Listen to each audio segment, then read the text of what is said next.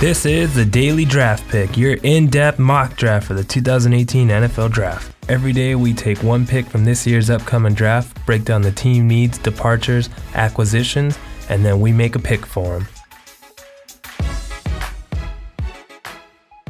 The front office. The Browns, very busy offseason, started in December. They went out and hired a new GM in John Dorsey. Ultimately, I think was a perfect decision for them. They've got an abundance of draft picks coming up in the next couple years, and if there's one guy who knows talent and knows college players, it's going to be John Dorsey. He was the GM for 4 years in Kansas City, led him to a 43-21 record. The guy knows how to find talent.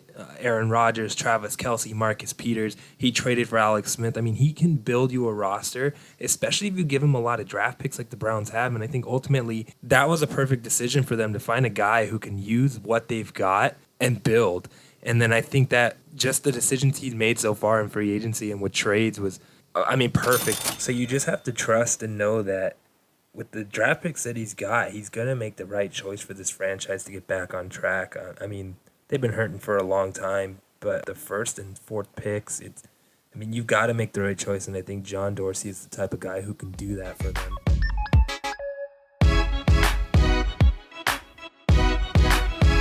The Browns acquisitions. You got to be kind of excited for what the Browns are doing this offseason. They go and get a former first-round pick in Demarius Randall who can come in and start at corner from day one for you. And then you go get a Pro Bowl receiver in Jarvis Landry. He's 25 years old. You pair him with Josh Gordon if Josh Gordon can actually stay on the field.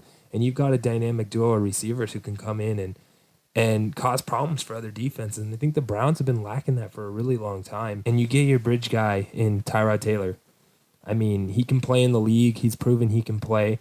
And then they added running back depth with Carlos Hyde from San Francisco. It's just young talent that they're adding to build to their team. Team departures. So their departures, they lost Joe Thomas. He retired from the NFL. 10,000 straight snaps. That kills any team. The dude gave one of the best retirement speeches of all time. He roasted everybody. Sashi tried to trade some information with me about my retirement, but unfortunately it didn't get in time. Johnny tried to call me from the club, but his money phone apparently didn't have very good service. And in the end, we all know that the reason I retired was because of Robert Griffin III. It was definitely his fault. But losing a guy like that is going to kill any team, and so now the Browns have to start focusing on their offensive line as well. Other departures, they traded away Danny Shelton, former first-round pick of theirs, just never came into what they wanted him to be. Isaiah Crowell left to the New York Jets, and then they got rid of McCourty, a corner. He's getting a little bit older, so they traded him away. I just think they're trying to do a youth movement, and McCourty was one of those guys who was in his 30s, and I just think that now it was time to get rid of him. Bye, Felicia.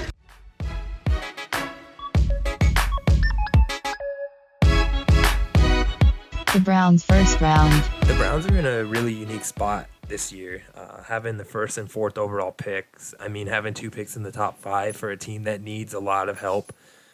There's really only two decisions they're making here. Whether to take the best overall player, who's going to be Saquon Barkley, hands down, or to take their next quarterback. Luckily, they have a pick at 4 that if the guy they love isn't the quarterback, they can wait and see what's available. If they all have them pretty close, you can take what's available at 4. I know that's what the Browns have always seemed to do, but this year it just seems like that's the right thing to do, is wait and see. Unless you're just in love with one of these quarterbacks, you take him at 1. I think Saquon Barkley is going to be the best player in this draft, but ultimately I don't think that's a decision they make. I think they go with the safe pick at quarterback and get their franchise guy. With the first pick, the Cleveland Browns select. When it came down to it, I ultimately have the Browns taking their safe pick, and that's Sam Darnold. He's a top quarterback in the draft class, and they need it desperately. They need to have a guy that they haven't had in years. So they take the safe pick, and they go with Darnold.